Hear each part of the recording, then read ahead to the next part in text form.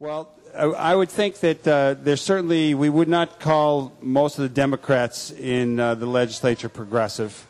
At least maybe there's more than there were, and we wouldn't refer to the Republicans that way. What do you see as the chances to get the legislature to really move in a way where we don't have a flat tax, where we do maybe have a new income tax? What are the chances? I mean, you see new people coming in. Do you see? I mean, I saw the Democrats and Republicans working together to get rid of Blagojevich, and we all had to kind of swallow because a number of these people, have been in on the dole and have the corruption.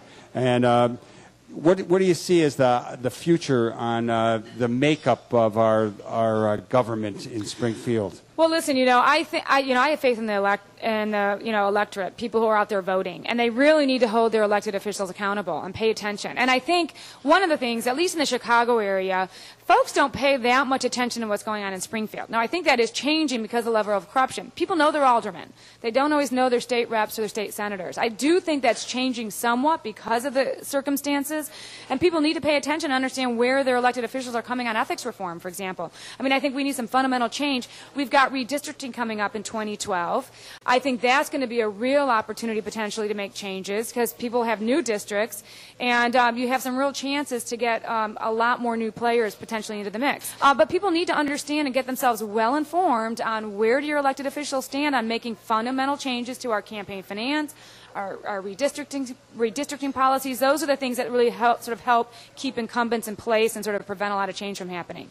We did make some very good changes on the ethics front this year, taking a look at both the Freedom of Information Act and making that more open, and our procurement processes to make sure our contracting process is not as pay-to-play. But there's still work to be done on campaign finance and the redistricting. You're listening to Live from the Heartland, brought to you every Saturday morning on WLUW 88.7, Loyola University's community radio station, now Chicago Sound Alliance. We're brought to you every Saturday at 9 a.m. You can look at previous issues of Live from the Heartland on youtube.com/Heartland Media. I am talking with Heather Steans. She is the senator from the 7th District of the state of Illinois. And actually, Heather, you are announcing that you're running for re-election. That's right. You're having a kickoff. I am August 29th, 9:30, my house, 5348 North Lakewood. Anyone's welcome.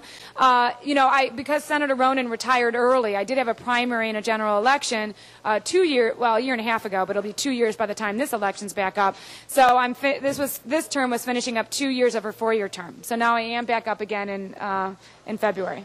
Let me fire a few questions at you, if I may. Sure. When the lottery came into Illinois, we thought that was going to go to education. That's what they said.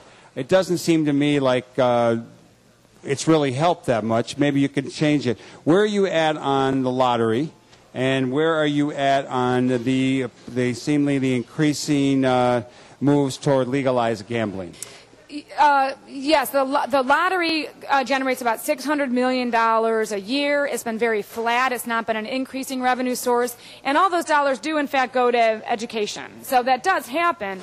Problem is that then other revenues can get, it's been such a growing need in the education arena that the need to have other revenues continue to support have not kept pace. So while the lottery does all go to education, we're still in a situation where Illinois is, I think, 49th out of the 50th states in how equitable our education funding system is. It's horrible. So we have a range of around $5,200 to $22,000 per kid that's spent on education based on where they live. That's unconscionable. Yeah, and I really fundamentally believe we have to do education funding reform. We did pass a bill this last session in the Senate that would accomplish that. It did not pass the House.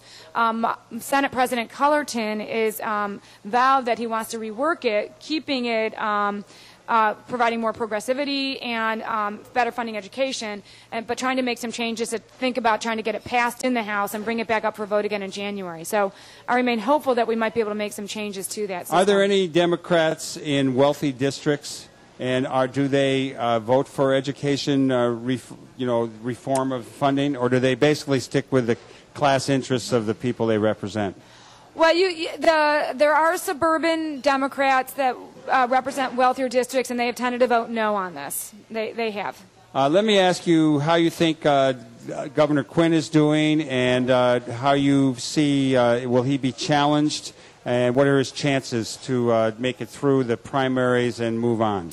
Well, Governor Quinn walked into, you think about the tough situation, so we've just impeached Blagojevich, and he walks, had very little time to try to wrap his hands around a huge budget deficit. So he's had enormous challenges. I think he's a very high integrity human being, really trying to do the right things.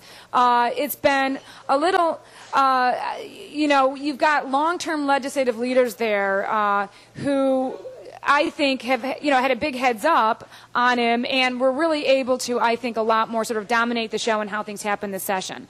And I do think Quinn now has got more experience under the belt, and I hope to see a more level playing field going forward. I do think he's going to see a challenger. Dan Hines has already announced that he's going to run for governor as well. That's the son of the Thomas Hines who challenged Harold Washington, as I recall. Yes, I believe that is correct. Okay, remember that, everybody.